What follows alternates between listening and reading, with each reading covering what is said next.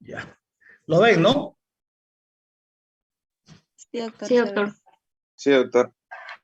Bien, entonces vamos a continuar reconociendo otros protozoarios que habitan, o mejor dicho, protozoarios que habitan en el intestino.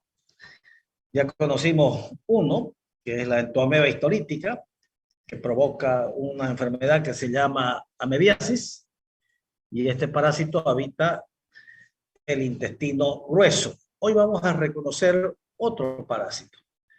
Y para eso vamos a presentar un caso clínico para que determinemos qué parásito está provocando esta enfermedad.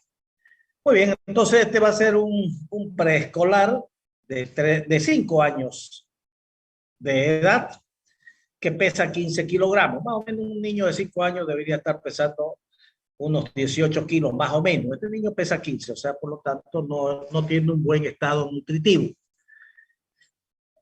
Tiene antecedentes que este niño, sus padres vienen de una comunidad rural y es llevado a un centro de salud de primer nivel de atención porque desde hace unas 2 a 3 semanas el niño presenta diarrea. Sus deposiciones eran acuosas y explosivas, o sea, líquidas, ¿no? Y explosivas a un inicio. Y luego cambian a heces ya un poquito más, no tan aguas, sino semilíquidas, pero ya se observaban en esas deposiciones restos de alimentos no digeridos. A eso se llama heces lientéricas. Cuando una deposición tiene con restos de alimentos, se llama heces lientéricas. Y actualmente, ya hoy día cuando lo lleva al médico, sus deposiciones ya son semipastosas, o sea, más duritas, muy hediondas, muy fétidas, y se notaba que eran muy grasosas. A eso se llama esteatorrea. Le preguntamos si tenía sangre en las heces y dice que no tenía sangre. Entonces es un cuadro de diarrea que al comienzo era explosivo y después ya se hacen estas heces semipastosas y malolientes. Además refiere la madre que el niño preescolar se queja de dolores abdominales leves, difusos, tiene flatulencias, o sea, tiene gases en los intestinos y hace ventosidades, y ha perdido el apetito.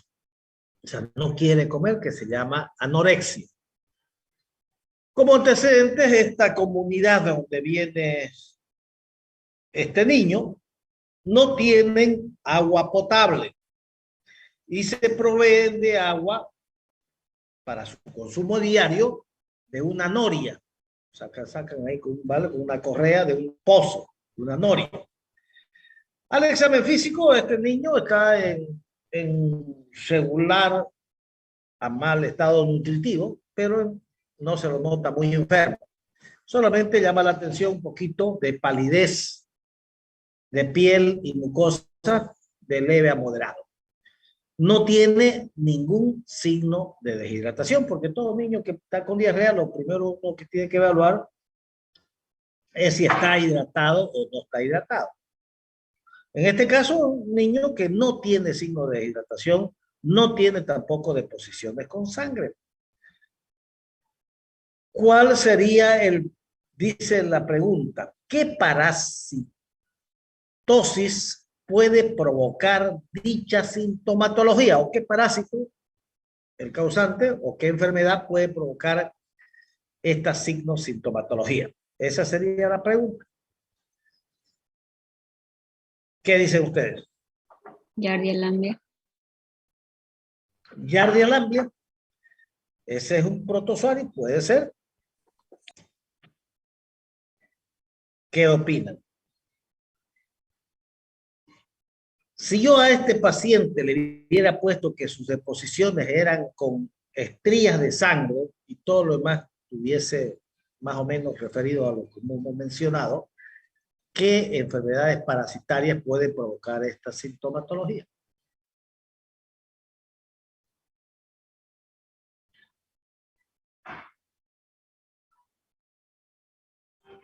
lo que hemos avanzado recién, pues la anterior semana. Una Amebiasis. Amebiasis, pues la entomología histolítica, la característica principal es, obviamente, la amebiasis cuando tiene síntomas, la sintomática, la amebiasis aguda, es las deposiciones. Este no tiene deposición. Entonces, la principal característica de esta es la diarrea. ¿La amebiasis provoca diarrea? Sí, provoca diarrea. Pero es una diarrea con estrías de sangre. Esta no tiene estrías de sangre. Muy bien, como dice su compañera, podíamos pensar en una yardiasis que es provocada por un parásito que se llama Yardia lamblia. Entonces, ¿qué características tiene este parásito para provocar dicha signosintomatología? ¿Cuáles son las características clínicas para sospechar que es provocada por este parásito que se llama Yardia lamblia, que es un protozoario que vive en el intestino y especialmente en el intestino delgado, a diferencia de la ameba histolítica que viven en el intestino grueso? Entonces, el principal parásito que causa diarrea de estas características líquidas, acuosas, que es intermitente, es la Yardia lamblia, como dijo su compañero, que provoca una enfermedad que se llama yardiasis. Entonces, cuando ustedes les pregunten cuál es el parásito que más frecuentemente causa diarrea, está la Yardia lamblia. Pero no es una diarrea aguda. Diarrea aguda se dice cuando la diarrea tiene menos de 14 días. En este caso venía ya de hace unas 2 a 3 semanas. O sea, es una diarrea persistente. Y no era todos los días, porque si un niño está con diarrea durante 2 a 3 semanas y es todos los días y no acude al médico, obviamente que va a llegar totalmente deshidratado. Porque un niño que está con diarrea en 1 o 2 días lo puede matar al niño. Obviamente que al día, como dice ahí el caso clínico, días que tenía diarrea y otros días que no, y después ya los últimos días no tenía diarrea, sino las deposiciones eran ya más bien medias duritas y fétidas. Muy bien, entonces vamos a hacernos algunas preguntas. ¿Qué parasitosis provocaría esta diarrea? Sería una enfermedad que se llama yardiasis. ¿Cuál es el agente etiológico? Es la Yardia lamblia. Ahora, de esta Yardia lamblia, ¿cuál es la forma infectiva de este parásito? Infectiva quiere decir cuál es la forma infectante, la forma con la que uno se contagia. ¿Cuál sería? Vamos a ir respondiendo algunas preguntas y después vamos a corroborarlo. ¿Cuál sería? ¿Cómo uno se contagia de una yardiasis? La ingestión de qué tiene que uno ingerir. ¿Cuáles son las formas morfológicas, en otras palabras, de presentación de los protozoarios? Todos los protozoarios se presentan bajo 2 formas morfológicas: quistes y trofozoitos. Entonces, la forma infectiva o la forma infectante de este parásito es la forma quística. Entonces, cuando nosotros ingerimos quistes, ya sea mediante agua, alimentos, contaminación de verduras, etcétera, etcétera. Entonces, la forma infectante es los quistes. ¿A qué grupo etario afecta principalmente esta parasitosis? ¿Quiénes son los que más pueden infectar de yardiasis? Como todas las parasitosis, son los niños. Los niños son los más propensos a enfermarse de casi todas las parasitosis. Pero esta también en particular puede ser a los viajeros, a los europeos, a los norteamericanos que vienen a nuestro país y se van a las comunidades, ingieren agua o alimentos y se enferman, porque no tienen inmunidad. En cambio, nosotros los que vivimos acá nuestros niños o nosotros podemos algunas veces ingerir agua contaminada y ya tenemos nuestras defensas naturales. En cambio, esos vienen, son pues vírgenes. La primera agüita que toman con unos cuantos kits y ya le viene diarrea. Por eso que está también considerada esta enfermedad o esta yardiasis como la enfermedad, la diarrea, la enfermedad que provoca la diarrea del viajero, de los que viajan. La tercera pregunta dice, ¿cuál es el principal medio en que se difunde este protozoario en la naturaleza, en el ambiente? ¿Cuál es? Principalmente. ¿Serán los alimentos? ¿Con las verduras? ¿Será la transmisión interpersonal de persona a persona? ¿Será a través del contacto sexual? Todas las que he mencionado son formas de contagiar, pero la principal forma de contagiarse de esta enfermedad que se llama yardiasis, que es provocada por la ingestión de quistes de Entomeba escalíptica, es mediante el agua.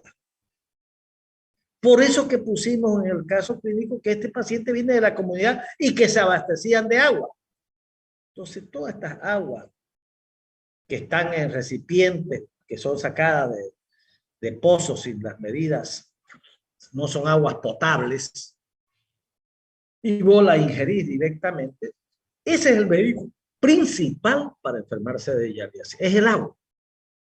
Pero también, obviamente, podemos enfermarnos si esa agua la riegan a las verduras, o si viene una mosca y en las heces fecales se alimenta y después va y contamina lo que vamos a servirnos, o sea, el contacto sexual, todo también son formas importantes. Pero la principal en esta parasitosis es a través de la ingestión de aguas no potables. ¿Cuál es el factor de patogenicidad de este parásito? Cuando hablamos de patogenicidad, es lo que te va a dar la sintomatología. Por ejemplo, en la anterior parasitosis que aprendimos a reconocer, la amebiasis, ¿cuál es el principal factor? ¿Por qué provoca deposiciones con sangre? Porque la lesión a la mucosa le provoca un daño directo a la mucosa del intestino grueso y le penetra a la submucosa y va a provocar una úlcera a través de una lectina de aderasa, lectina de adherencia, como manifestamos la anterior semana. En el caso de esta enfermedad, de la yardiasis, ¿cuál es su patogenia? ¿Por qué el niño presenta diarrea? ¿Y por qué al final ya cuando viene ya tiene esas exposiciones semipastosas? Si ese niño defecara o nosotros defecáramos en un inodoro, esa caquita van a ver que ahí tiene harta grasa. ¿Por qué será? Entonces la patogenia se debe a la morfología que tiene el trofozoito. El trofozoito tiene una cavidad en la parte anterior, en la parte ventral del parásito, una cavidad o un disco suctorio. Es como un, ¿cómo se llama eso que uno lo pega así a la pared y se prende? Como una ventosa, tiene un hueco.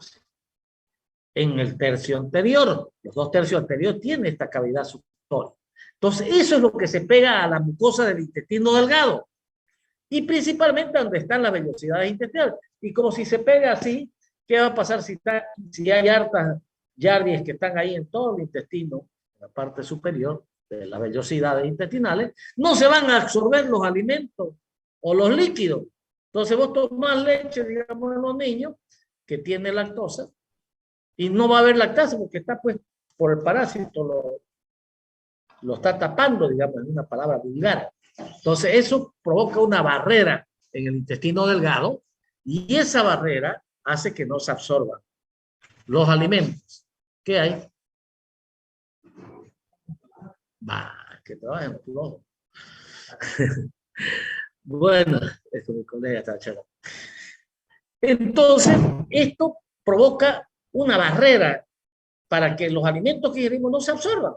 Por eso es que esta enfermedad, una de las principales complicaciones es provocar, mejor dicho, el síndrome de mala absorción. No se van a absorber. Por eso que es en el paciente, en el caso de referencia, Al final sus deposiciones eran semipastosas, fétidas o malolientes y grasosas. Provocan esteatorrea. Ese es esteatorreica. Entonces el factor de patosidad es que destruyen las vellosidades, porque ahí se asientan a través, porque el parásito cuando se fija en la mucosa, evita que se absorban los alimentos, cuando obviamente la infección es masiva. Y la diarrea de un comienzo es porque hay intolerancia a la lactosa. ¿Cuál es la sintomatología de la fase aguda de esta parasitosis? Como ya lo mencionamos en el cuadro clínico, empiezan con diarrea. O del viajero que viene, dijimos, el europeo que viene, va a una comunidad donde no hay agua potable, o se va a una poza, o a una piscina, se baña, ingiere agua, entonces se contamina y después está con una diarrea. Entonces empieza con una diarrea aguda, de posiciones explosivas. Está unos días así, y luego, o sea, está con retortijones, dolor abdominal, puede estar, se le hincha la barriga, y después otro día no tiene diarrea, después otro día ya tiene una diarrea ya no tan líquida, sino semilíquida, y así va pasando los días, va tomando sus líquidos, porque esta enfermedad pues, sin tratamiento puede durar 2 a 4 semanas. Y después ya viene esas exposiciones de porque ya pues avanza la enfermedad. Su conexión a internet es inestable, ojalá que no se nos corte. La otra pregunta dice, ¿qué sintomatología desarrollaría esta niña si tuviera masivamente infectada? Es decir, que hubiera ingerido harto quistes, que luego vamos a ver en el ciclo vital estos quistes, cuando pasan al estómago, se reblandecen y liberan el trofocito. Todo lo que está produciendo esta niña no es por el quiste. El quiste es la forma en que ingresó, en la forma que se contagió. Pero todas las lesiones que ya está presentando el paciente, en este caso este preescolar de 5 años, se deben a la otra forma morfológica que se llama trofozoito. Ese trofozoito es el que tiene es como una ventosa, esa cavidad o disco suctorio. Entonces, si hay una invasión masiva, harta, se ingresa por el agua de quiste, que luego estos se van a transformar en trofozoitos, entonces la lesión va a ocupar gran parte del intestino proximal, duodeno, y entonces no va a permitir porque se absorban los alimentos y va a provocar el síndrome de mala absorción. ¿Cuáles son las medidas de prevención? Obviamente que las medidas de prevención en relación con esta historia clínica es que si va a tomar agua de noria, la persona que va al campo, que la haga hervir esa agua, no la tome directamente, porque se va a enfermar. No solo de giardiasis, puede ser cristoporidiasis, también da mediasis. Entonces hay que hacerle hervir. O si se van ustedes al campo y van a estar un día y vean que en esa zona generalmente no hay aguas potables, llévense pues agua, ¿no? En frasco, o de las que venden. O si no, hiérvanla siempre. Con otras patologías nos podemos hacer diagnóstico diferencial. Con otras patologías que nos podemos confundir, digamos. Si está con diarrea a un inicio, tenemos que determinar que no sea una diarrea por un virus, por el rotavirus, que es lo más frecuente, la diarrea en los niños menores de 2 años. Pero como me da un poquito de fiebre, pueden ser malolientes, y ese niño, si vos no tomás la medida profiláctica de darle más líquidos o darle suero de rehidratación oral, va a llegar deshidratado. ¿Podemos confundirlo con infecciones bacterianas? Sí, también, porque al comienzo son con diarreas líquidas, pero le da fiebre alta, muchas veces con sangre. Ahora, si ya está en la otra fase, cuando ya el niño está varios días, aparte otra cosa, las diarreas virales y bacterianas son agudas. Es decir, de menos de 14 días, esta tiene ya 2 a 3 semanas. Aparte, el periodo de incubación de esta parasitosis, más o menos es 1 a 3 semanas. No es que vos te enfermas, digamos, tomás agua ahorita y el otro día estás así. No, después de 1 semana, 2 o 3 semanas, recién te puede dar la sintomatología. No es que el periodo de incubación o el periodo prepatente es parecida a la mebiasis, 2 a 4 semanas, esta es 1 a 3 semanas. Entonces, ¿qué otra patología nos podemos confundir? Si está en la fase aguda con las diarreas virales o bacterianas. Pero estas generalmente son agudas y generalmente causan más fiebre alta. Ahora, si fuese en la fase cuando ya llega con heces atorreicas, cuando yo hablo de heces atorreicas, cuando las heces son pastosas o semipastosas, son fétidas y tienen mucha grasa, son grasosas, yo me puedo, esto va a llevar, o sea, a un síndrome de mala absorción. Entonces yo puedo hacer diagnóstico diferencial con la intolerancia al gluten, con las fibrosis quísticas, que son enfermedades crónicas. ¿Cuál es su tratamiento? Bueno, esto lo veremos posteriormente. El tratamiento hay que darle un derivado del 5-nitroimidazoles. Podemos utilizar tinidazol, metronidazol, secnidazol, nitazoxamida, los mismos medicamentos que lo hemos visto cuando hablamos de amebiasis, pero en menos tiempo y en menos dosis, como lo vamos a ver posteriormente. Bueno, entonces vamos a ver yardiasis. Otras preguntitas. ¿Qué es la yardiasis entonces? La yardiasis es una enfermedad provocada por un protozoario intestinal llamada Yardia lamblia, que produce inflamación de la mucosa del intestino delgado. ¿Cómo se contrae? ¿Y cómo se transmite? Se contrae mediante la ingestión de quistes de entomeba histolítica. ¿A través de qué? Del agua principalmente, aguas no potables. El agua que puede ser de ríos, puede ser de piscinas. Cuando vos estás nadando, absorbes agua, ahí te puedes infectar. O a través interpersonal, cuando no te lavas la mano y vas al baño, o agarras heces fecales, o por contacto sexual cuando no tomas las medidas profilácticas del uso del condón. ¿Cuáles son los síntomas? Ya los manifestamos. ¿Cuánto tiempo después de la infección aparecen los síntomas? Ya dijimos, 1 a 3 semanas. ¿Cuánto duran los síntomas? Normalmente 2 a 4 semanas. ¿Quiénes corren mayor riesgo de infectar? Los niños o los viajeros. ¿Cómo se diagnostica la yardiasis? ¿Cómo hacemos? Porque clínicamente yo puedo sospechar que es una yardiasis. ¿Por qué? Porque te empezó con una diarrea, no tenía fiebre, no tenía deposiciones con sangre y al final sus deposiciones eran semipastosas, malolientes y grasosas. Entonces yo sospecho, ¿y qué tengo que pedirle? Entonces el examen común y corriente, un examen coproparasitológico directo o un examen coprológico directo, también se llama, que consiste en tomar una muestra y observar con un microscopio óptico. ¿Y qué vamos a observar? Vamos a observar quistes o trofosoditos de entomeba histolítica.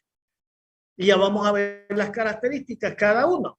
Por ejemplo, el trofosodito es diferente de la entomeba histolítica. El trofosodito tiene forma piriforme, como una perita, como una pera, así es. Forma piriforme. Como un corazón, pero alargado. Así es. Y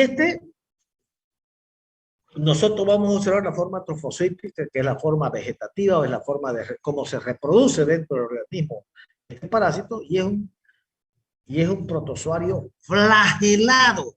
Tiene flagelo, a diferencia de la entomeba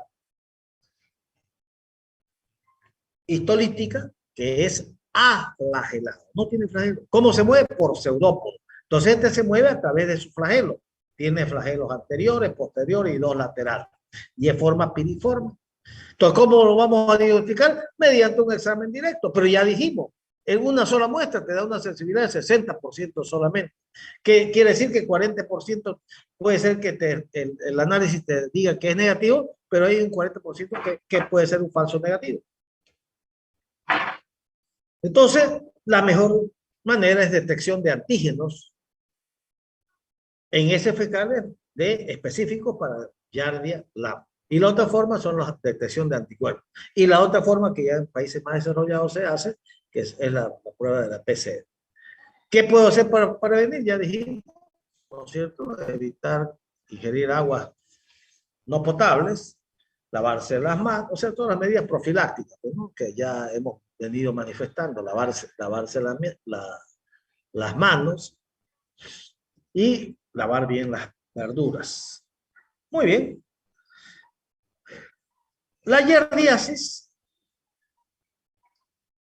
es una parasitosis cosmopolita, es decir, que hay en todo el mundo.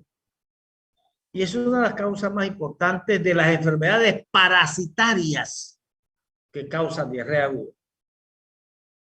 O sea, no es la enfermedad. Si usted le pregunta cuál es la enfermedad que más frecuentemente provoca diarrea en los niños, así abierta, no, pues no es la yardia. No, la más frecuente es el rotavirus. Por eso que hay una vacuna anti-rotavirus. No hay vacuna para la yardia. Pues hay una vacuna y después la diarrea va a quedar. O sea, cuando ya es una diarrea que no tiene fiebre y que no tiene sangre en las heces, entonces uno puede prestar el parásito. Ahora, dentro de todos los parásitos, ya sea protozoario o el minto, la que más frecuentemente causa diarrea es la Yardia lambda. Entonces, una de las características principales de esta parasitosis causa diarrea. ¿Por qué causa diarrea? Porque esta ventosa se pega a las vellosidades intestinales y evita que se absorban los alimentos. ¿Y dónde hay más esta parasitosis? Obviamente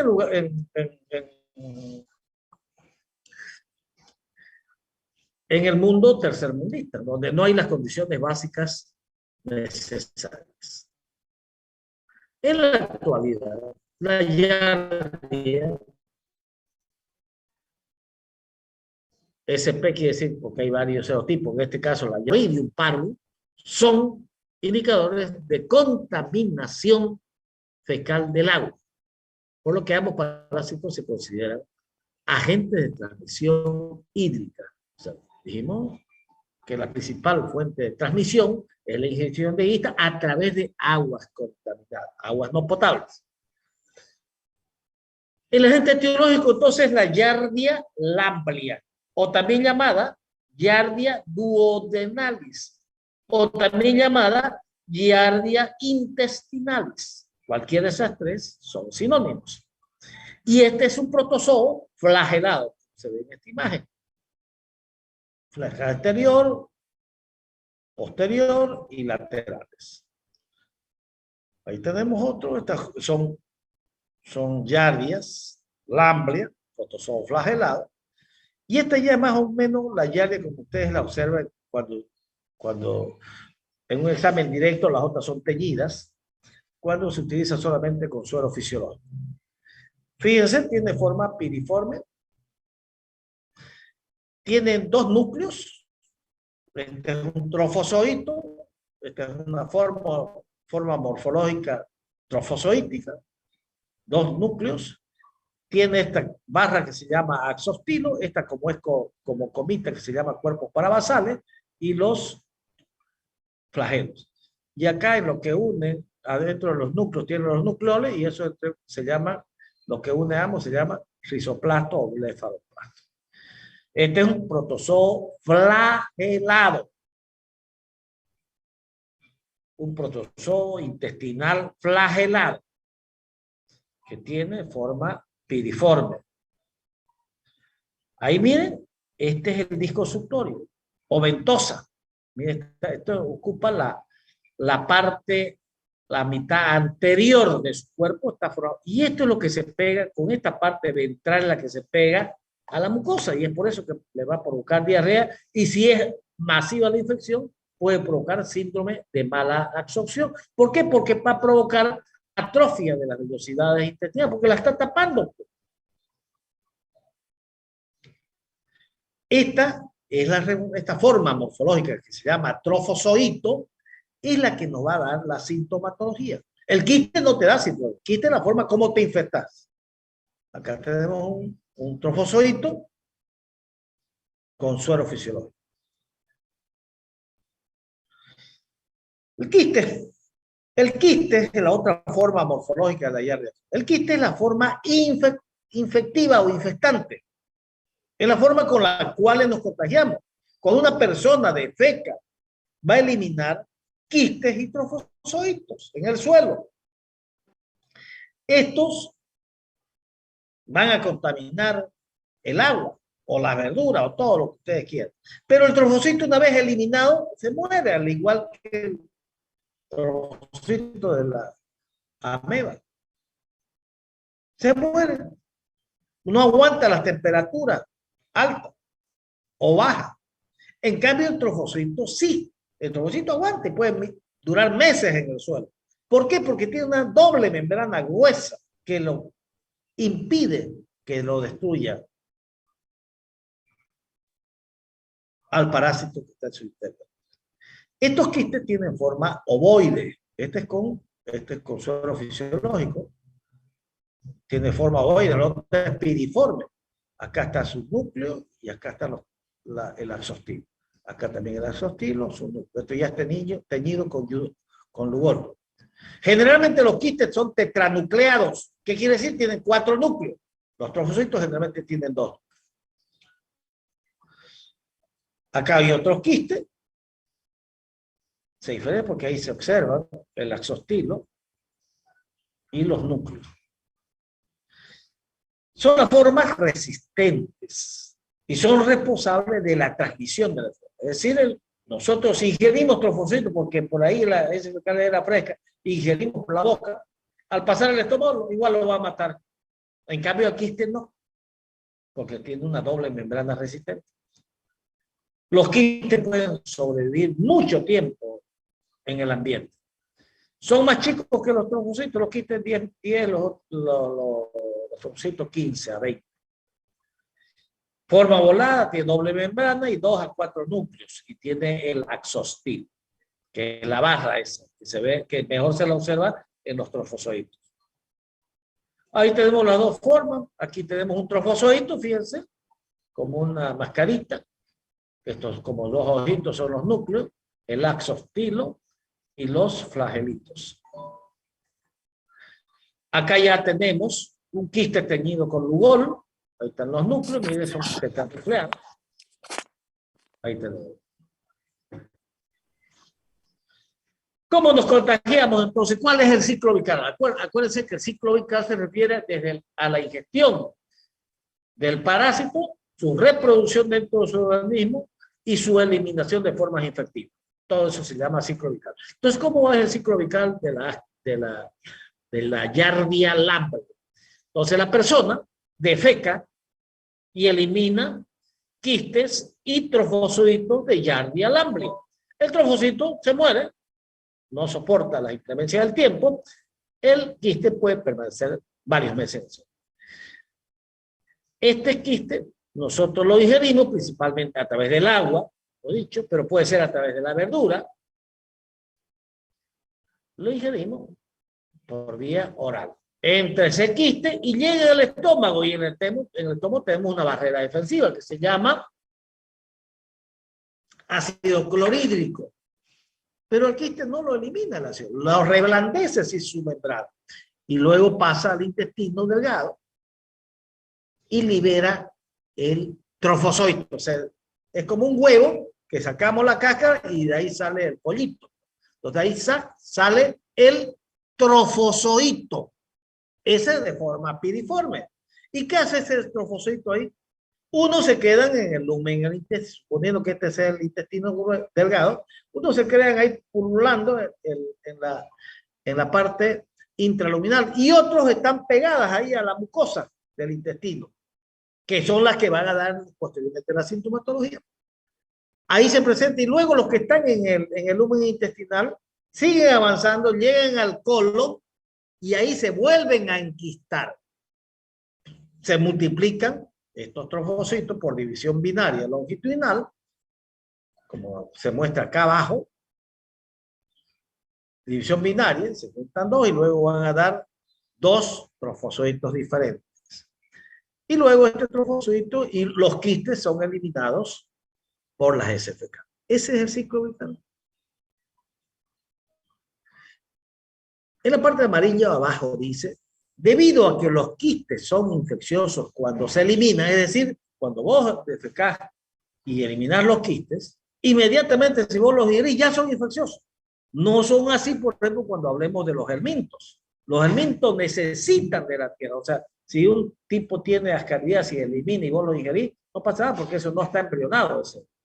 Necesitan de la tierra, por eso se lo llama geohelminto, necesitan de la tierra. No, este no necesita. Inmediatamente vos lo digerís a la boca, ya te volvés a contagiar. Eso quiere decir, debido a que los quistes son infecciosos, cuando se eliminan en las heces, es posible la transmisión de persona a persona. ¿Hay la transmisión de personas? Sí. ¿Hay la transmisión de animales al hombre? Sí. Entonces, esta es también considerada una antropozoonosis, es decir, puede también contaminar el perro al humano. No es lo frecuente. Lo frecuente, el principal reservorio de los quistes de Giardia lambda es el ser humano. Pero pueden ser animales como perro, gato o animales silvestres. ¿Por qué provoca la lesión? Porque este trofocito a través de esa cavidad o esa ventosa va a impedir, va a provocar una barrera entre lo que vos ingerís y las vellosidades intestinales, porque ahí se adosan, ahí se pegan. ¿Cómo son las formas de contagio? Son varias, ¿no? Beber agua contaminada es la principal. Con quiste, pues obviamente contaminada. ¿Y cuándo hay eso en las poblaciones rurales? Pues no tienen agua potable, que ingieren de pozos, ingieren de turriles, y ahí pululan los quistes, porque acuérdense que la gente extrae de pozos el agua y esas aguas son contaminadas, porque generalmente las personas no tienen letrina y defecan a la intemperie. O puede ser también a través de alimentos contaminados, o puede ser por contacto de persona a persona a través de las manos. Por eso que siempre hay que lavarse las manos. O puede ser transmisión por reservorio, por animales, como he dicho. No es lo frecuente, pero puede ser. O también puede ser que no está anotado ahí por contacto sexual. Las piscinas normalmente acá en el centro que se le echa cloro, por eso puse esa parte abajo, su viabilidad no suele afectarse por empleo de cloro. O sea, si vos vas a una piscina, trata de no ingerir agua, porque alguna vez uno se tira la zambullida y ingiere agua, te podés enfermar, porque el cloro que le echen no lo mata aquí. Entonces, una fuente también es esa. Entonces, beber agua contaminada de lagos, de lagunas, de ríos, de arroz. Bueno, si estás perdido, pues echarle nomás, ¿qué vas a hacer? Pero correr el riesgo que te dé una diarrea y más que no vas a poder tomar agua, te puedes morir. Agua de cisternas, agua de piscinas, de spas. Los niños que usan pañales y las personas con diarrea pueden contaminar accidentalmente las piscinas y spas. Por eso es que no es aconsejable que lo metan a los niños, porque los niños no controlan su efecto y se defecan, pues están con quiste y ya le va a contaminar a un montón de personas. Otra forma de contaminarse es el consumo, como dijimos, de alimentos contaminados. Por eso que los manipuladores de elementos generalmente tienen que estar con guantes. El contacto de persona a persona es posible contraer. Por eso lavarse las manos. La transmisión por reservorio de perros u otros animales o el sexo anal. ¿Quiénes están más riesgos de contagiarse? Los niños, los que no tienen acceso a servicios básicos o los que realizan sexo oral o anal sin las medidas de bioseguridad. Los niños, hemos dicho, son las personas más susceptibles de enfermarse. ¿Cuáles son las manifestaciones? Hay una giardiasis aguda. Bueno, la mayoría, como todas las parasitosis, son asintomáticas. ¿Qué quiere decir? Que no tienen sintomatología. Pasan, ¿no? Muchas veces estos no necesitan tratamiento como sí necesitan los pacientes que tienen entomía colítica, porque esta se puede complicar, puede dar una colitis mediana fulminante. En esta no, pero nosotros hagamos más tratamiento, cada cual de acuerdo a su epidemiología donde vive. Entonces, nosotros si diagnosticamos una mediasis asintomática, ¿qué quiere decir? Que no tiene propósito en el análisis va a decir, se observan quistes de Yardia-Lambert, hacerle nomás. La yardiasis aguda son deposiciones explosivas, acuosas, y luego se van haciendo más semipastosas, fétidas y grasosas. La yardiasis crónica ya son deposiciones blancas, blandas, mejor dicho, ya deposiciones malolientes, muy grasosas, y tenía anemia este paciente, claro, pues si tapona la ventosa, el intestino no se absorbe los alimentos, va a anemia ferropénica y megaloblástica. Y finalmente va a dar un síndrome de mala absorción. La yardiasis aguda, entonces, diarrea de larga evolución, no es de diarrea de 1, 2, 3 días, no. Y como no lo de unos días está y otros días no está, no se deshidrata. Entonces, es una diarrea, nosotros llamamos en pediatría prolongada o persistente, es decir, dura más de 2 semanas. No es una diarrea aguda que es de 1, 2, 3 una semana. Es de más tiempo. No, doctor, mire, ya estoy así hace unas 3 semanas. Dolores abdominales, meteorismo, distensión abdominal, náuseas, puede tener vómitos esporádicos. Puede tener pérdida del apetito y te va a dar una disminución de peso. ¿Por qué? Porque si ya llegas a una diarrea de un mes de evolución con las deposiciones semipastosas, grasosas y malolientes, síndrome de mala absorción, obviamente que vas a estar desnutrido. ¿Cómo diferenciamos de una diarrea viral o bacteriana? Primero que el periodo es más largo y los síntomas generalmente duran harto tiempo. En cambio, una diarrea aguda, vos no vas 2 días al médico y te puedes morir. Te provoca deshidratación rápida, ya sea por virus o por bacteria. Este es un estudio de los Estados Unidos, que está publicado en el Nelson, la última edición. Bueno, hace un estudio de más o menos cuáles son los síntomas frecuentes. La diarrea es el más frecuente. La distensión abdominal, flatulencia, son signos inespecíficos. Ninguno es específico, excepto cuando ya provoca síndrome de mala absorción, que es el único parásito que puede provocar síndrome de mala absorción, pero no es la única enfermedad que te causa síntomas de mala absorción, porque hay otras, ya hemos mencionado, y la vamos a volver a mencionar.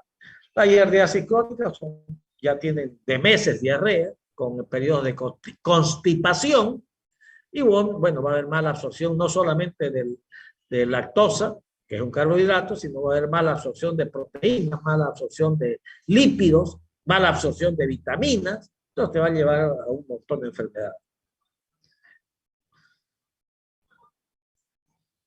¿Cómo hacemos el diagnóstico? Mediante un examen corpoparasitológico simple, con solución fisiológica y con solución de lumbar. De hecho, en el portaobjeto se pone una fracción en una punta de ese fecal y se ha hecho unas gotitas de suero fisiológico. En el otro extremo se pone un poquito de caquita con un baja lengua, pone ahí un poquito y se le echa Lugol. Se lo esparce, se pone cubre objeto y lo miran mismo. ¿Qué van a observar? Si ustedes observan esta forma ovoide con sus núcleos, aquí tiene 3 núcleos, con su axostilo. Dice, esto es una yarra. Con solución de Lugol se ven mucho mejor ya la zona de los núcleos y los axostilos. Entonces, con solución de Lugol. Igual a esta. Esta es otra tinción tricrómica, no es Lugol. Esta ya más. Y esta prueba es fácil de realizar. Porque no necesitas pues ya el microscopio óptico. Pero sí necesitas equipos especiales como las técnicas que se hacen para el coronavirus, ¿cierto? Si vos querés saber un PCR, ¿cuándo te entrega el resultado? Antes en 3 días te entregaba. Últimamente ya en un día, pero necesitas 24 horas. Y eso tiene que hacerlo un personal calificado, no cualquiera te hace un PCR, o sea, reacción en cadena de la polimerasa. Y después aparecieron, ¿qué? Los antígenos ya son media hora, ya está el resultado. Y harto podés hacer. ¿Por qué? Porque son cassettes que meten varias muestras, varias tomas antígeno nasal, y ya es una máquina que y ahí lo determina si es positivo o negativo. Es más o menos parecido a esta técnica de detección de antígenos, pero de heces fecales. Ahí vienen los kits. Entonces, y podés hacer eso. Eso da una sensibilidad altísima. Sensibilidad y especificidad. La otra forma son la detección de anticuerpos, que fue cuando le mostré esa parte. Este es un quiste, ¿no? Cuando esto fosfito en la primera diapositiva que le mostré. Esta es otra forma de diagnóstico. Ahí está la forma de diagnóstico, un examen parasitológico. Si tomas una muestra, solo 60%. Entonces, por eso siempre es mejor pedir 3 muestras. O sea, ser seriado. 3 muestras. Ahí la sensibilidad te aumenta al 90%. En cambio, si haces una sola toma de detección de antígenos en heces fecales específicos para Yardia-Lambert, porque también podés hacer para tuberosidad histolítica, también podés hacer para Cryptosporidium o para Bacterium coli, mediante el test de Doctor, ELISA. disculpe, Dime. ¿será que lo puede agrandar un poquitito? Que no se ve muy bien esa letra, por favor. Ya, vamos. Muchas gracias, doctor. Ya. Y si no, lo puedo abrir, después lo miro a ustedes. Lo hago grande una vez. Ojalá que no se me corte, a veces se corta en el internet, ¿no? Mejor lo agrandaré nomás un poquito. Ahí. Pues si la otra no me va a entrar, creo. Ahí. ¿Está bien? Sí, doctor, muchas Ahí gracias. está bien, doctor. Muy bien. Bueno, entonces decíamos, esas son los análisis que va a solicitar. Un examen directo, pidan siempre seriado, aumenta la sensibilidad a un 90%. Detección de antígenos en heces fecales, la sensibilidad, fíjese, 96, o sea, 90% y una especificidad del 96%, buenísima. ¿Con qué podemos hacer diagnóstico diferencial en la etapa aguda? Con enfermedades, diarreas te pueden provocar las diarreas virales, principalmente el rotavirus, o las diarreas bacterianas, como la Escherichia coli enteroinvasiva, la Shigella disentería o la Salmonella typhi. Y generalmente las que más provocan diarrea persistente, quiere decir que duran más de 2 semanas, son la Yardia lambert, Cryptosporidium o Entomeo histórico. ¿Cuáles son las principales complicaciones con las enfermedades que provocan síndrome de mala absorción? Puede ser cuando hay una infestación masiva, puede provocar un síndrome de mala absorción. ¿Con qué voy a hacer diagnóstico diferencial? Con la enfermedad celíaca, que es la intolerancia al gluten. Con la intolerancia a la lactosa, intolerancia al alimento principal que toman los niños, que es la leche. Fibrosis quística o espuro etopical, que producen síndrome de mala absorción. ¿Cómo voy a prevenir? Lavate las manos, como todas las enfermedades, incluidas el coronavirus. Puede ser que la principal forma de transmisión del coronavirus es la mano, no es tanto lo que vos, obviamente que es también, ¿no? A través de la tos, pero es la mano. Por eso que andamos con nuestro alcohol todavía. Purificar el agua que vas al campo, hacerla hervir, no tomes agua en pueblos. A nosotros, como les dije, es menos probable que nos dé diarrea. ¿Por qué? Porque convivimos de alguna manera, hemos convivido con este parásito. En cambio, los viajeros que vienen vírgenes de esto, la primera winga que tomen, a los 5 días, 7 días están con diarrea. Pues se llama diarrea del viajero. Mantener la boca cerrada. No tomes agua. O conseguir agua, o consumir agua en botella. Y si vas a tener sexo, trata de guardar las medidas de bioseguridad usando el condón. Tratamiento, esto se lo voy a ir rápido porque ustedes la tienen en la diapositiva y la pueden mirar. Entonces, el tratamiento de la yardiasis, el fármaco de elección, es esto es publicado en el Nelson en la última edición. El tinidazol. El tinidazol en los niños es un poquito complicado porque es un sabor feísimo. La ventaja es que se da una sola dosis. 50 miligramos por kilo, una sola dosis, no es más. En los adultos, 2 gramos. La otra droga, el metronidazol, en los Estados Unidos lo utilizan poco. En los países en vías de desarrollo como el nuestro se utiliza frecuentemente. La desventaja es que tienes que darle en las amebias hay que darle 7 a 10 días. Acá tienes que darle, y en los niños cuesta. En los adultos, 250 miligramos 3 veces al día durante 5 a 7. Y una droga que la consideran la especificidad o digo la eficacia, si vos das tinidazol el 90%, mayor al 90%, metronidazol 80-90%, entonces en este caso sería mejor tinidazol. Y la nitazoxamida, esto utiliza más en Estados Unidos, nosotros también la utilizamos, tiene una efectividad de más del 90%. La nitazoxamida tiene la ventaja que puede agarrarte también el minto, no solamente el protozoario, te puede agarrar y tratar a caridiáceas. Las dosis son de 1 a 3 años, 100 miligramos. 2 veces al día, 3 días solo. De 4 a 11 años, 200 miligramos, 2 veces al día durante 3 días. En los adultos, 500 miligramos vía oral, 2 veces al día por 3 días. Este es, no me acuerdo, lo había reducido un poquito, no sé, este creo que, este es el del Nelson también, pero esta es la 20ª edición, el otro es la 21ª edición, o sea, la más moderna. Esta es buena, ¿por qué la puse? En la guía que les voy a dar, yo creo a ver si puedo hacerlo esta semana, para que sus ayudantes les entreguen la próxima semana. Están pasando clases con su ayudante, ¿no? Sí, doctor. Sí, doctor. En aula, ¿no? Y porque el laboratorio no los deja entrar más de 15 personas. Sí, doctor, en Sí, aula. doctor, en aula. Muy bien. Entonces ellos van a reforzar lo que pasen conmigo. Entonces les puse esta, les decía que en las nuevas guías lo he actualizado con los tratamientos que sale en el libro rojo de pediatría, que es lo máximo en infectología en el mundo, que es elaborado obviamente por los Estados Unidos, por la Academia Americana de Pediatría. Entonces se los he actualizado en la última edición que salió en 2021.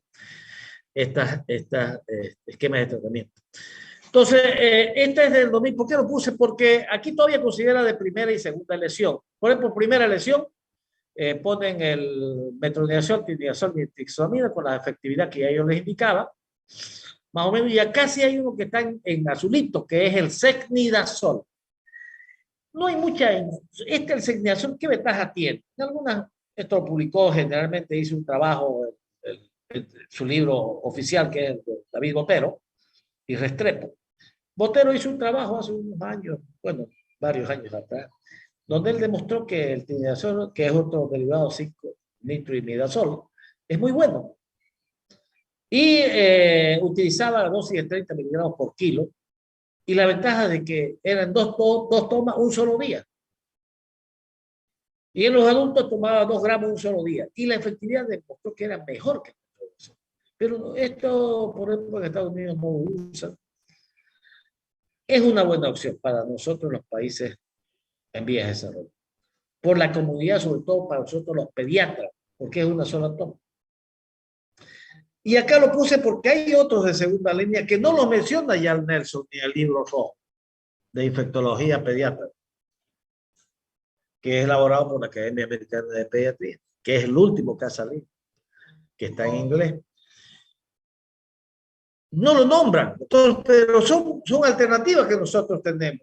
¿Cuáles, por ejemplo? Aparte del secnidazol, que está dentro de la primera línea. El albendazol. El albendazol es una droga también buena y que también nos sirve para otros parásitos. No solamente para protozoarios, en este caso Giardia, no sirve para meo. Para Giardia sirve, pero nos sirve para otros parásitos. Ascaris lumbricoides, Trichuris trichuri, Anselitoma duodenal, nos sirve. Entonces, si digamos vos le haces un parasitológico que tiene quistes y trocitos de Giardia lamblia y presenta huevos de Trichuris trichuria, tendría que darle 2 medicamentos, uno para los Trichuris trichuria y otro para la Giardia lamblia. Con esta lo soluciono, mato los dos. Como dice el refrán, mata a 2 pájaros de un tiro. El albendazol, entonces, en los Estados Unidos dice mayores de 6 años.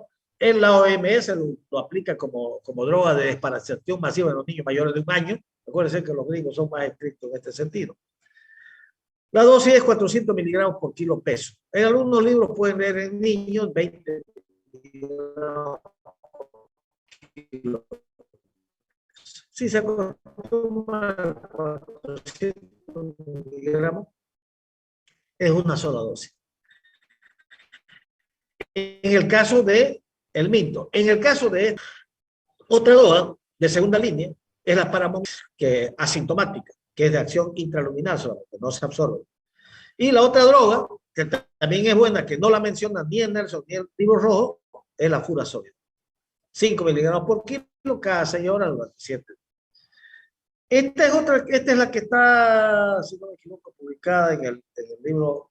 Este es la del Nelson. Ya les pasé pues esta, ¿no? ¿Por qué tengo dos? Dos ya tenía. Es que en esta le agregué la eficacia. Aquí está la eficacia. Metronidazol 80-90%, tinidazol 90%, fíjese, alta, y es una sola toma. Si vos sacás la conclusión, sería mejor tinidazol, porque es una sola toma. Y el tecnidazol, fíjese, 90%. Es una droga alternativa. El albendazol presenta pocos efectos adversos y es también eficaz frente a muchos hermitos, que es lo que les comentaba. Y este es un resumen de más o menos lo que hemos hablado. El agente etiológico de la yardia, de la yardiasis, mejor dicho, de esta enfermedad que se llama yardiasis, es la yardia lamblia o yardia intestinalis o yardia duodenales.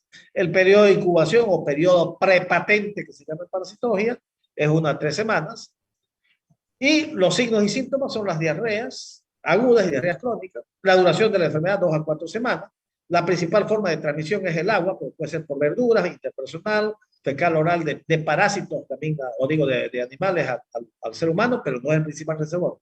Y los diagnósticos que ya mencionamos, el examen directo y la detección de antígenos. Voy a ir un poquito más rápido porque estamos un poquito atrasaditos porque no pasamos la anterior semana.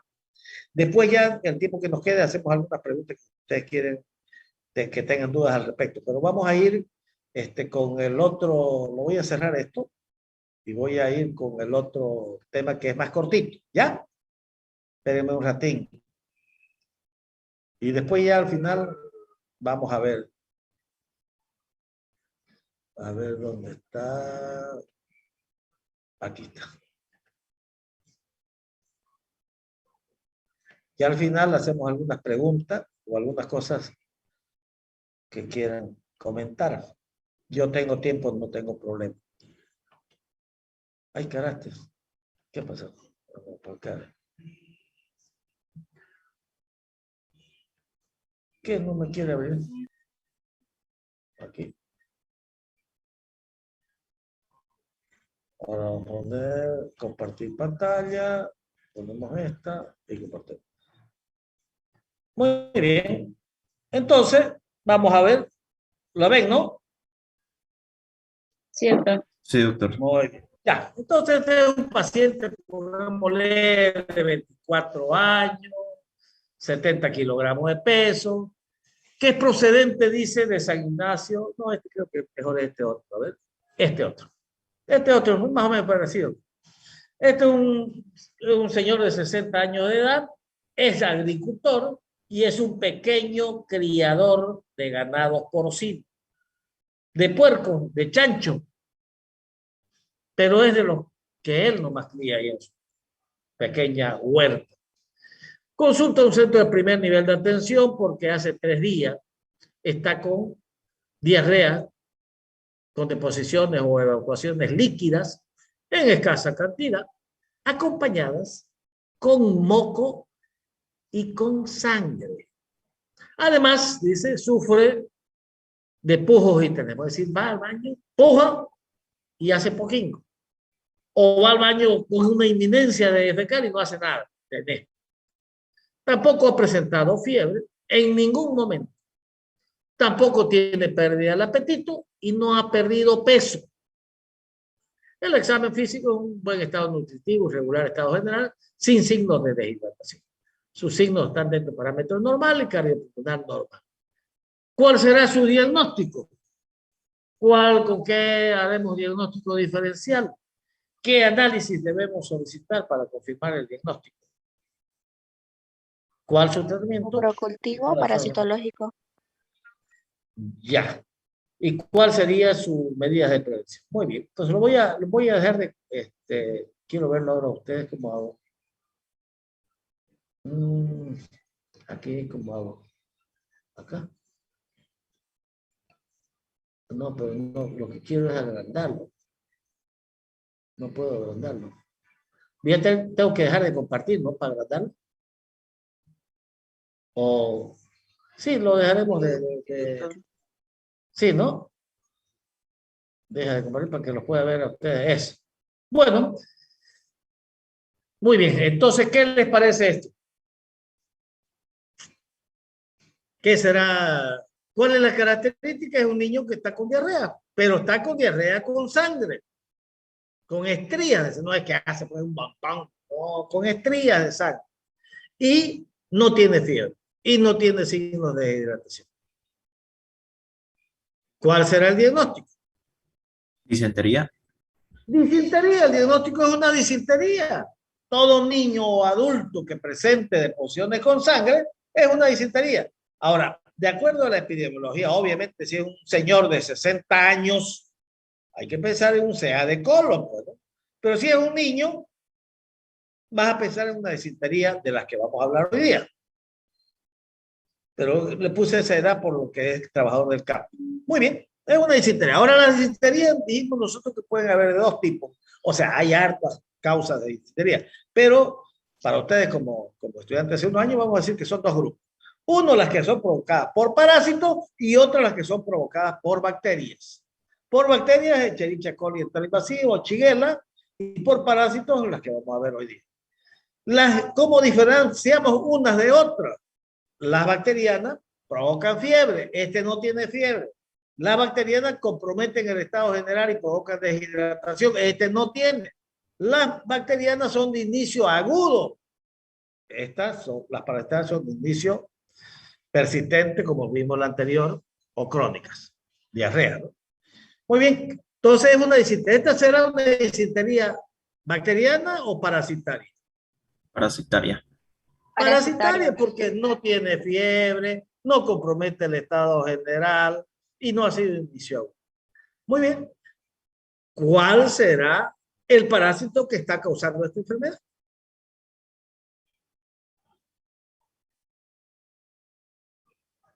Entonces, para eso tengo que saber qué parásitos pueden provocar deposiciones con sangre, llamada disentería.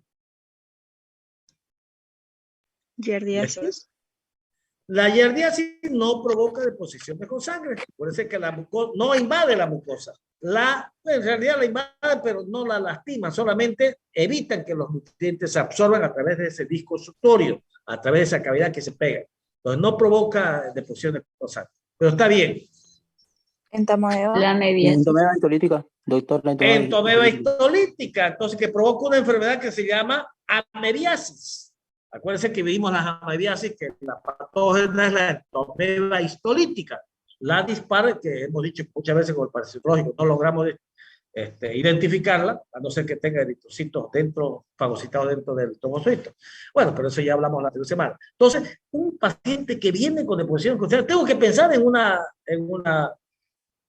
amebiasis, porque es uno de los parásitos que más frecuentemente causa deposiciones con sangre.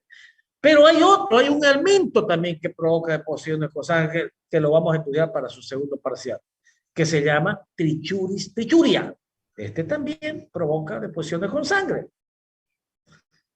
Y hay otro parásito que también provoca deposiciones con sangre, que también es un protozoario intestinal, y que, bueno, el que provoca deposiciones con sangre roja rutilante tiene que afectar el intestino grueso, no puede ser el intestino delgado, porque si no la sangre saldría negra, con día de melenas. Entonces el otro parásito se llama Balantidium coli. ¿Cuál será este paciente de esos tres que hemos enumerado?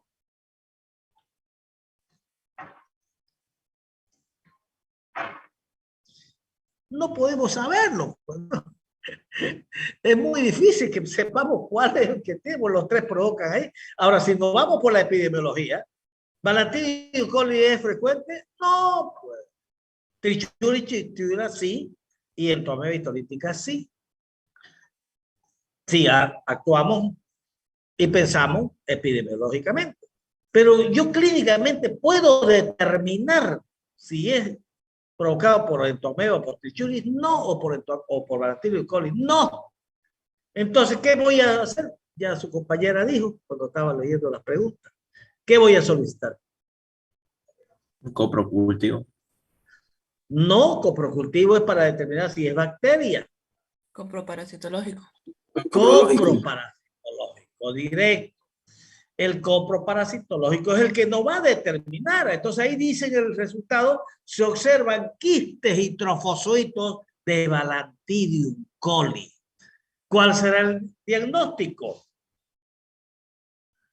Balantidiasis. O sea, porque ya no dice, pues no se observan quistes y trofozoitos de Balantidium coli. ¿Cuál es el agente etiológico entonces de la balantidiasis? Es un protozoo intestinal que habita el intestino grueso que se llama Balantidium coli. ¿Y qué características morfológicas tiene este famoso Balantidium coli? Tiene dos formas de presentación, hemos dicho. Quistes, que es la forma infectante, igual que las anteriores parasitosis que hemos estudiado. O sea, nosotros nos vamos a entender mediante la ingestión de quistes. Y la otra forma morfológica es el trofozoito, que es el que va a provocar las lesiones en el intestino grueso, igual que la amebiasis, pero por otro mecanismo, porque tienen porque tienen una enzima que se llama hialuronidasa, que es la que provoca la lesión.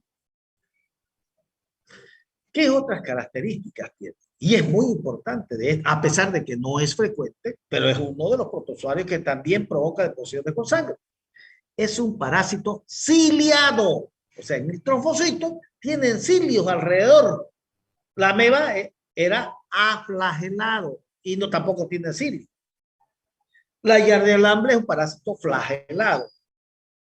Y este nuevo parásito que estamos conociendo es un parásito ciliado. ¿Qué quiere decir? Que tiene cilios. Este parásito tiene otra particularidad, yendo a su morfología, a sus características morfológicas. Es el protozoario más grande que existe y que afecta al ser humano. Mide hasta 200 micras. Obviamente que ninguno lo podés ver así por vista, como los helmintos. Necesita microscopio. Pero ¿cuánto mediría la ameba? 15 micras. Este puede medir 200 micras. Es el parásito más grande. ¿Qué otra característica? Tiene dos núcleos. Un macronúcleo, un núcleo grande y un micronúcleo. ¿Qué otra característica tiene? Tiene un citopigio por donde ingresan los alimentos y un citofagio por donde elimina los alimentos. Tiene unas vacuolas retráctiles adentro de eso. Y es parecido a la forma de un riñón. Esas son las características morfológicas del trofozoito. ¿Sabes? Del Balantidium coli. ¿Cuál es la sintomatología? Deposiciones con sangre, con estrías de sangre. Es muy parecido a la amebiasis. Clínicamente no las podés distinguir, entonces necesitas hacer un examen parasitológico. Lo mismo que hemos pedido para la amebiasis o para la yardiasis. Coproparasitológico directo, ahí te van a demostrar si hay quistes y trofocitos. Te van a... La sensibilidad hemos dicho que es 60% con una, con 3 muestras son un 90%. Entonces, muchas veces optas por hacerle detección de antígenos para Balantidium coli, que son pruebas, como ya les dije, vienen en discos especiales. No necesitas un personal entrenado, necesitas esos equipos para hacer. ¿Qué características tiene de este parásito? Que quiero que ustedes recuerden.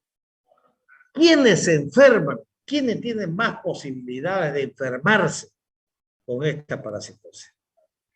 La yardia, los viajeros que vienen y toman agua, digamos, en el campo, agua no potable. O los niños que se van a nadar a la poza, al río Piraí. El río Piraí, esa agua son de feca, pues ahí. Y todo el mundo que uno corre y nosotros estamos ahí nadando. Riesgo de contraer yardiasis.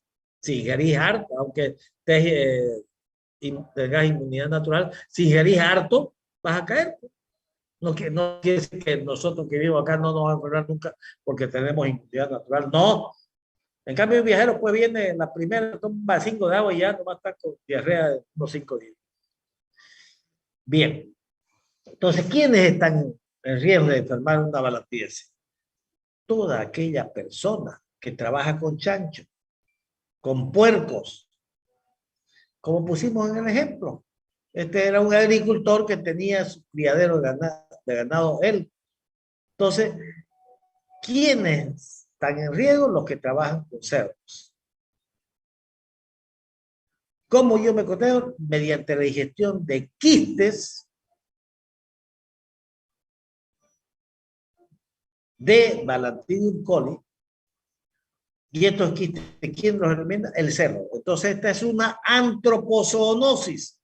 El principal reservorio de Balantidium coli es el cerdo. El hombre también es, pero principalmente es el cerdo. Entonces, los que están en riesgo de adquirir balantidiasis son las personas que crían cerdo. Obviamente, una medida preventiva es tratar de comer carne de cerdo que sean farmeados o que provengan, digo, mejor dicho, a los que crían cerdos que tomen la medida profiláctica de encerrarlo. Bien, vamos a mirar un poquito sobre la parte teórica. Voy a compartir de nuevo. Y con esto terminamos, ya preguntan ustedes. Bien. ¿Lo ven, no? ¿Sí? Sí, doctor. Ya lo voy a agrandar un poquito. Esta imagen ustedes la tienen, ya la hemos visto, la diagnóstico diferencial. Bueno, si un paciente viene con disentería, tenés que pensar si es parasitaria o bacteriana, ya magnificamos la diferencia. Dentro de los parásitos que provocan deposiciones con sangre, está la entomeba histolítica, Trichuris trichuria y Balantidium coli. La balantidiasis, entonces es una enfermedad que vamos a aprender a reconocer. ¿Qué es el Balantidium coli? Es un protozoario intestinal, el más grande. ¿Dónde es endémico el Balantidium coli? En los criaderos de cerdos. ¿Cómo se transmite? Mediante la ingestión de quistes de entomeba histolítica. ¿Cuáles son los signos y síntomas? Deposiciones con sangre. ¿Existe una prueba para la infección por Balantidium coli? Sí, pues el examen directo. O la detección de antígenos. ¿Es contagiosa? De persona a persona, así contagio por hablar, no, sí, pero puede contagiarse por la ingestión de quistes. ¿Qué drogas se utilizan para el tratamiento? Las mismas drogas que utilizás para la entomeba histolítica, pero aquí se agrega una droga que nosotros los pediatras casi no la conocemos, que se llama tetraciclina. Esa nosotros no la utilizamos. ¿Por qué? Causa de lesiones en los dientes. Ya van a venir a desayunar, así que nos vamos a apurar ya.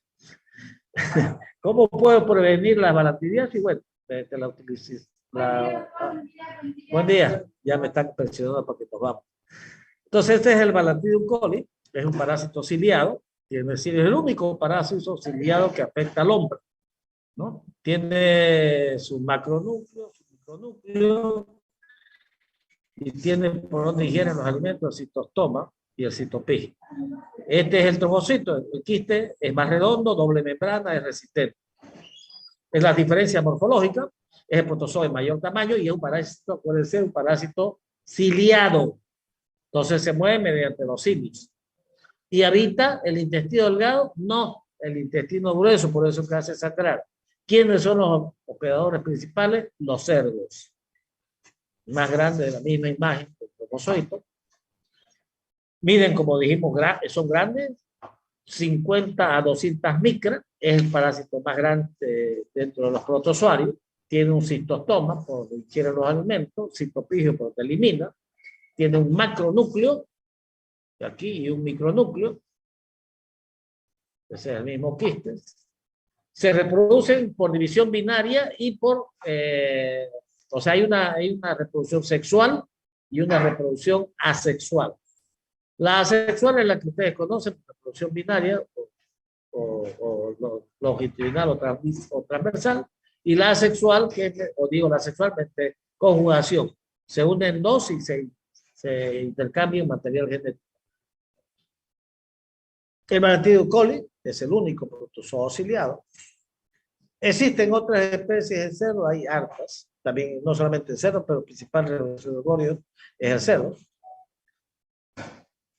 Esta es una antropozoonosis porque es transmitida del cerdo al humano.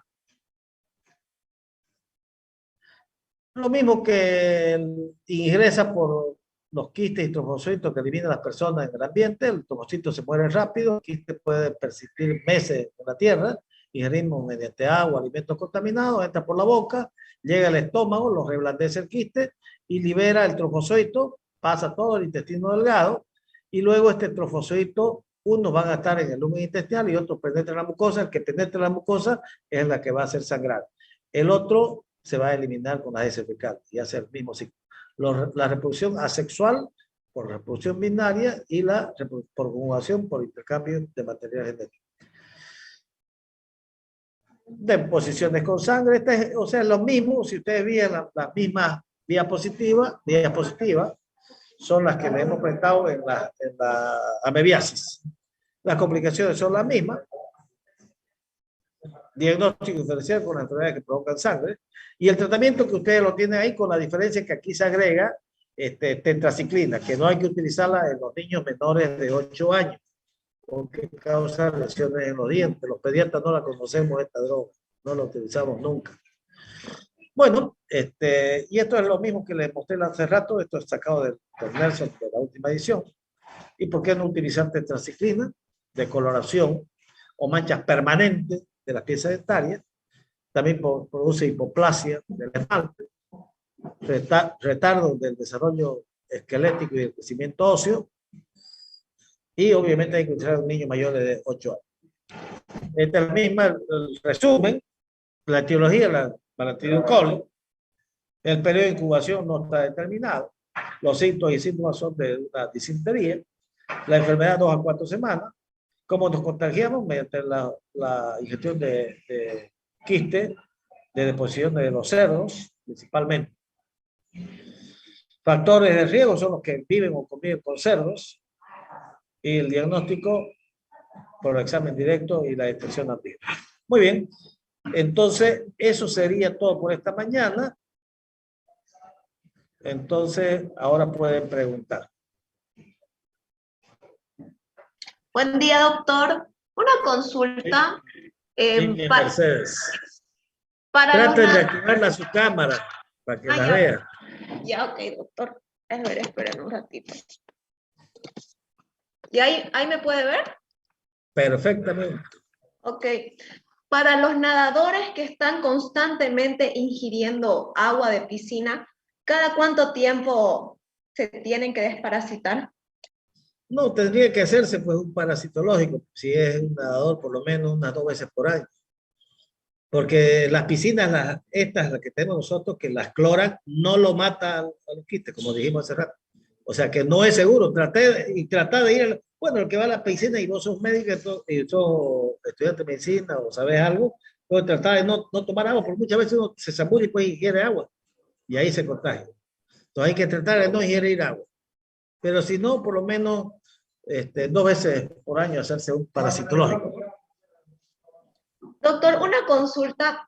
En los pueblos, digamos, donde no hay agua potable, se encuentra esta Giardia lamblia, pero para el agua que viene, nos viene a nuestras casas de cañería, de Zahuapac, ¿igual se la puede encontrar? Esa es difícil que encontrar, es potable. Es potable. Esa, por eso que nosotros acá no la hervimos, la tomamos directamente. Me refiero a las piscinas, cuando esas las potabilizan, no es que le echan cloro a la piscina para mantenerlas limpias y para matar las impurezas, pero no lo matan los quistes. O sea que si vos ingirís agua de piscina, esa sí es contagiosa. Acordate que ahí van varias personas, a veces meten niños y defecan, pues, y las contaminan. Y uno no sabe, pues. Entonces, mejor en eso. Sí, dime. Y para matarlo, digamos, uno va al campo. Y para matarlo, ¿cuánto tiempo uno tiene que hervir el agua? Con 3 minutos es suficiente.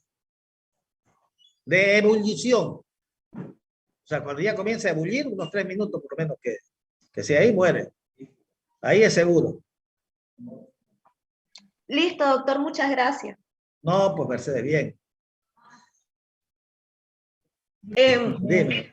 Hay estos desinfectantes que venden en la Telch, en las farmacias, que es de 50 a 500. Entonces, quisiera saber si de verdad sirven, o sea, para desinfectar las verduras o es puro marketing. Claro, no, eso sirve, por ejemplo, claro, eso sí, para todo, digamos, si vos le echás hipoclorito de sodio, gotitas a todas tus verduras que vas a servirte todos los días, eso sí lo mata. Todos los matan, o sea, todos esos son buenos. Ahora estamos haciendo con este asunto de la enfermedad, pues hemos estado aprendiendo a cuidarnos, ¿no? Y está fijado que ya en estas épocas de pandemia pocas enfermedades respiratorias hay, porque andamos con barbijo, pues hay menos riesgo de contaminar al hablar. Y también estamos más aprendiendo a lavar, a echarnos alcohol, entonces nos ha servido de algo dentro de todas las desgracias que ha causado. Sirve, sí. Listo, doctor, muchas Ya. gracias. Ya, Mercedes.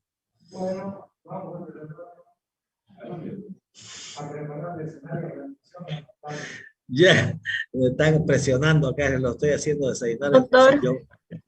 Dime, Flavia, encender tu cámara. Ay, no. No importa si estás en tu cama, no te importa. No importa. Yo también cuando estoy escuchando una charla, estoy en mi cama, pero no hay problema. No es necesario que estés pintada. Dale, Flavia. Buenos días, doctor. Buen día. Con respecto al Secnidazol, es un